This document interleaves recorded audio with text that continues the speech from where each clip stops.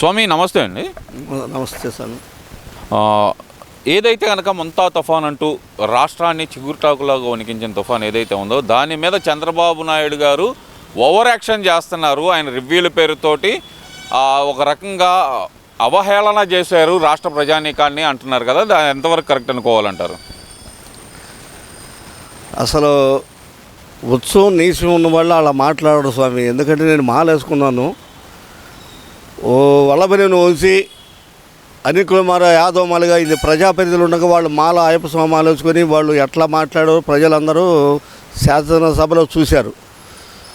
సరే, వాళ్ళు విఘ్నతకు వదిలేద్దాం. మేము అయ్యప్ప స్వామి భక్తు మాల ధరించారు కాబట్టి నేను ఇప్పుడు వాళ్ళు ఏం అనకూడదు. ఉధృతితో పాటు అప్పుడు ఎంతమంది చనిపోయారు, ఎన్ని ఇళ్లలో నీళ్ళు ఎంతమంది అవస్థలు పడ్డారు స్వామి, అది దృష్టిలో పెట్టుకొని ఈయన ముందుగా నిజంగానే ఎక్కడికక్కడికి చర్యలు తీసుకోకపోతే ఎన్ని ప్రాణ నష్టాలు జరిగాయి స్వామి. ఎన్ని జరిగినాయి? 2 జరిగినాయి.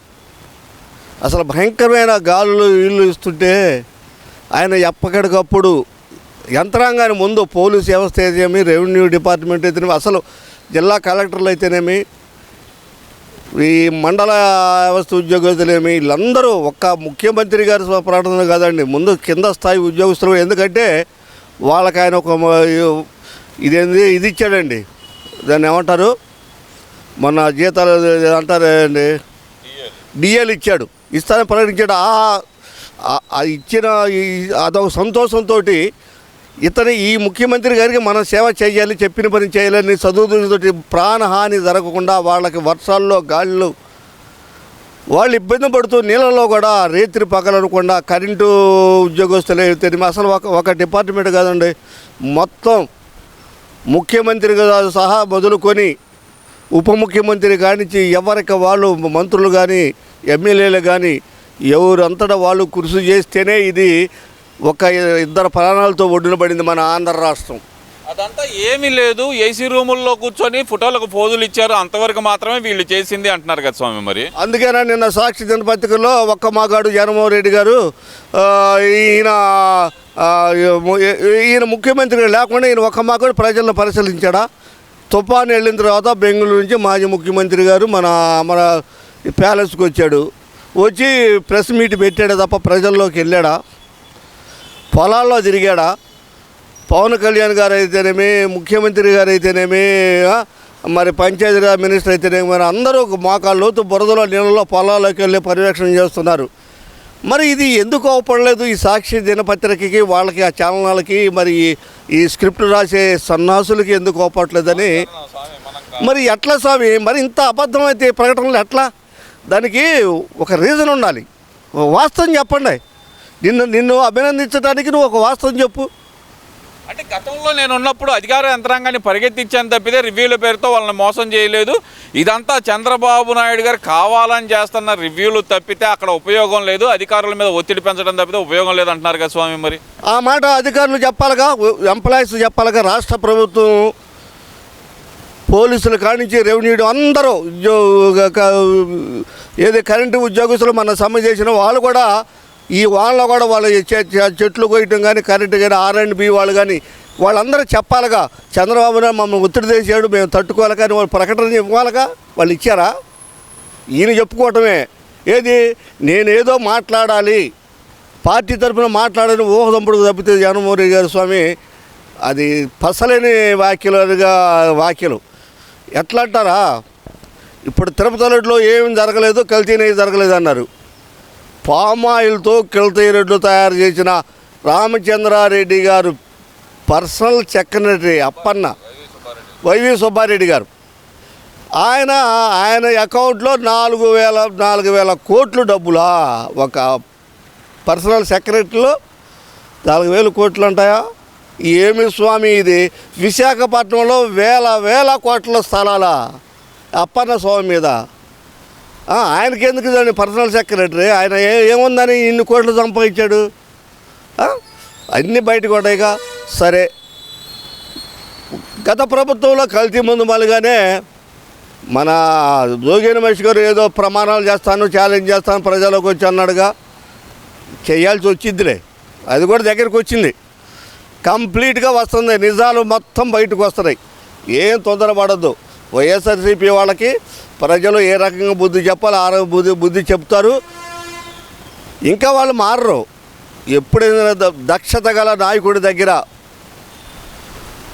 ఒక మంచి విద్యావంతుడు ఒక ఉపాధ్యాయుడి దగ్గర పిల్లలు వెళ్తే స్టూడెంట్ నెంబర్ 1 స్టూడెంట్ అవుతాడు. అంటే రాజ్యాంగాన్ని ఇప్పుడు రాష్ట్రాన్ని పరిపాలించే వ్యక్తి కనుక నెంబర్ 1 క్యాండిడేట్ అయితే ఆ పక్కన ఉన్న మంత్రిమండలి వ్యవస్థ కూడా లోపాలు లేకుండా ఉండవు. కానీ ఎక్కడికక్కడికి ప్రజలు గమనిస్తారు. ఇవాళ అంతా మీడియాలో వచ్చినాయి, టెక్నాలజీ పెరిగింది, ఎక్కడికక్కడికి చంద్రబాబు టెక్నాలజీ అభివృద్ధి చేశాడు కాబట్టి ప్రతి మానవుడు కూడా టెక్నాలజీ ఎమ్మెల్యే కానించి మంత్రి కానించి ఎవరు శాట భారతమైన ప్రజలకి 1 గంటలో తేలిపోయే పరిస్థితి ఇవాళ ఉంది. అలాంటప్పుడు ఒక రాష్ట్రకి ప్రధాన నాయకుడు ముఖ్యమంత్రి, ఆయనను బట్టే కింద కేడర్ మొత్తం నడుచుకుంటుంది తప్ప ఇట్లా ఒక్క మగాడు ఎక్కడ ఏం చేశాడు స్వామి? ఒక్క మగాడు కౌలు ఇప్పుడు పంట నష్టం బీమా ఇవ్వలేదంట, ఇన్సూరెన్స్ చేసిన వాళ్ళకే ఇస్తున్నారంట. ఇది ఎంతవరకు సబబో నాకు తెలియదు. కానీ ముఖ్యమంత్రి గారికి వ్యవసాయ శాఖ మంత్రి గారికి మిమ్మల్ని ఒకటే కోరుకుంటున్నామండి.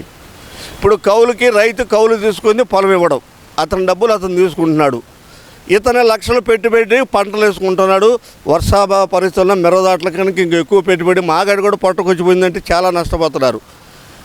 కాకుంటే ఈ ఎంఆర్ఓలు ఈ రెవెన్యూ డిపార్ట్మెంట్ అంటే పొలం నీదని చెప్పి రైతు దగ్గర పాస్బుక్ ఫోటోస్టాట్ తీసుకురామంటారు. వాళ్ళు ఇవ్వరు. వాళ్ళు ఇచ్చినా వాళ్ళ అకౌంట్లో పడుతున్నాయి. వాళ్ళ దగ్గర తీసుకోవాలంటే ఈయన కాళ్ళ గురించి వాళ్ళ చుట్టూ తిరగాల, పంట దెబ్బతిన్న పొలం కళ్ళు చూసుకోవాలా, మళ్ళీ పెట్టుబడి తీసుకుని పెట్టుకోవాలా. ఇలాంటి ఇబ్బందులు కౌలు గుర్తించాలంటారు. కౌలు రైతులకి నిజంగా క్షేత్రస్థాయిలో వెళ్ళి ఈ పొలం ఏ వ్యక్తి చేస్తున్నాడా, పలానా రవిస్వామి చేస్తున్నాడా, పలానా వెంకటరావు చేస్తున్నాడా, పలానా సుబ్బారెడ్డి చేస్తున్నాడా, ఎంక్వైరీ రెవెన్యూ డిపార్ట్మెంట్ ఎంక్వైరీ ఊళ్ళో తెలిసిద్దండి. అది తీసుకొని డైరెక్ట్గా వాళ్ళ ఖాతాకి వాళ్ళకి డబ్బులు ఆర్థిక సాయం ఎంతనే ఉండే పంట నష్టం అది కౌలు రైతులకు కూడా ఇప్పించాలని ముఖ్యమంత్రి గారిని అయ్యప్ప స్వామి మరణ సాక్షిగా కోరుకుంటున్నాం. అంటే ఇక్కడ ఇంకో విషయం కూడా ఏంటంటే అసలుకి చంద్రబాబు నాయుడు గారు వచ్చిన తర్వాత రైతులు ఇబ్బంది పడుతున్నారు అనేది జగన్మోహన్ రెడ్డి గారు నిన్న చెప్పిన మాట స్వామి. మరి ఇప్పుడు చంద్రబాబు నాయుడు గారు వచ్చిన తర్వాత పంటలకు గిట్టుబాట్లు ధరలు లేవు, ఈ లేవు అంటున్నాడు. మరి మాజీ ముఖ్యమంత్రి మన స్వామి ఉండగా మిరవదాట్లో నేను 80 లక్షలు నష్టపోయా. ₹1 ₹2 కాదు స్వామి. నాది 4 ఎకరాలు 5 ఎకరాల పొలం ఎడిపోయిందో అర్థం కావట్లా. ఒక 50 లక్షలే నా కుటుంబానికి పిల్లలకి ఖర్చు పెట్టాను తప్ప 80 లక్షలు బాకీ ఒక్క సంవత్సరం నల్లి వచ్చింది. మా ఏరియా మొత్తం మిరవదాట్లే, రెండో పైరు వేయరు. అది కామన్ వేసాయంటే వాడు చులకన భావంతో చూస్తారు. మిరవదాట కనుక ఒట్టి చెరుకుల మండలం, ప్రతిపాడు మండలం ఇటు కలుపుకొని కనుక ఈ ఏరియాల్లో ఇవన్నీ తిరిగితే మిరవదాట ఆ ఏరియాలో మిరవదాట అయిన వాడు పరమ సుంట చేతగాని రైతు అని ఒక నిర్ధారణ. ఏ రైతైనా ఏ సమాజం వరకైనా అసుంటి పరిస్థితుల్లో నాకు గత ప్రభుత్వంలో 85 లక్షలు నాకు నష్టం జరిగింది. మరి దానికి వడ్డీలు ఎంత? ఏది జనవరిలో వచ్చింది స్వామి. మీ జగన్మోహన్ రెడ్డి గారి ప్రభుత్వంలో జనవరిలో ఫస్ట్ సంవత్సరం నల్లి వచ్చింది. అక్కడి నుంచి తర్వాత సంవత్సరం 1 సంవత్సరం 30,000కు మార్కెట్ పోయింది మిరగాయలు లేనప్పుడు. మళ్ళీ ఎక్కడికి వచ్చింది? 11,000కు వచ్చింది. సరే ప్రభుత్వం 11,000 మద్దతు ధర తగ్గినప్పుడు ప్రభుత్వం కొండన్న కానీ 11,000 మార్కెట్ ఉంది కాబట్టి ప్రభుత్వం దాని మీద చర్యలు తీసుకోవట్లా. 11,000 మార్కెట్ 10,000 తగ్గినప్పుడు ప్రభుత్వం ఖచ్చితంగా 11,000 పెట్టి మార్కెట్ కొనిద్ది. అది ఆ మార్కెట్ తగ్గినప్పుడు నువ్వు మాట్లాడాలి, విమర్శ చేయాలి ముఖ్యమంత్రి గారి మీద. అది లేకుండా ఇలా 12-13,000 మార్కెట్ నడుస్తున్నప్పుడు నీకు 11,000 బిలో లేదుగా, మిరగాయ లేదు కదా. అసలుప్పుడు ఎందుకు ప్రభుత్వం ఇది చేయాలి? అది తప్పుడు వాగ్దానాలు కాదు, జ్ఞానం. ఇప్పుడు మనం ఏం తెలిస్తే మాట్లాడుతున్నామా? ఇంకొకటి ఈయన వస్తే పంటలకు పంట ఇప్పుడు ఏమన్నా 8 తుఫాన్లు 60 తుఫాన్లు వచ్చినాయి అంట. మొన్నటిదాకా ఏమన్నా మీ సోషల్ మీడియాలో మీ సాక్షి దినపత్రికలలో చంద్రబాబు నాయుడు గారితో వర్షాలు పడవు ఇవన్నీ చెప్పి ప్రతి నాయకు మన అమ్మ ఆడదాం ఆంధ్ర మహారాణి ఇంద్రాణి అవును కదా స్వామి. అన్న మాటలే స్వామి. జగన్మోహన్ రెడ్డి గారు సిరిజల్లులు పడతాయని చెప్పి వాగ్దానాలు చేసిన స్వామి. మరి ఇలా చంద్రబాబు నాయుడు అయితే వర్షాలు పడుతున్నాయి, తుఫాన్లు వస్తున్నాయి అంటుంది. సరే తుఫాన్లు వచ్చినాయి, అన్నమయ్య డ్యామ్ కొట్టుకెళ్ళి పశువులు మనుషులు కొట్టుకెళ్తే నువ్వు తక్కిన 3 సంవత్సరాలు ఆ డ్యామ్ను నువ్వు కట్టగలిగావా? కట్టగలిగాడా స్వామి జగన్మోహన్ రెడ్డి గారు? కట్టగలిగారా? కట్టలేదు కదా. మరి ఇవన్నీ వాళ్ళ కళ్ళు ఏమేమి పోని వాళ్ళు ఎందుకు మరి ఇట్లా మాట్లాడతారు? ఇప్పుడు మనం వలభనేని వంశీమల్లిగానో అనిల్ కుమార్ యాదవ్ గారు స్వామి, ఆ స్వామి కూడా మాలేసుకొని ఉన్నాడు కదా, వాళ్ళకి మళ్ళగా మనం దూషించడం, వాళ్ళు బూతుల్ని కూడా తిట్టారు స్వామి అసెంబ్లీలో. ఒక మాజీ ముఖ్యమంత్రిని 60-70 సంవత్సరాల వ్యక్తిని అనరాని మాటలు అన్న స్వామి మాలేసుకొని వాళ్ళు స్వామి శరణం, ఆ స్వామి చూసుకుంటాడు అనుకోండి, వాళ్ళ వ్యక్తికి వదిలేద్దాం.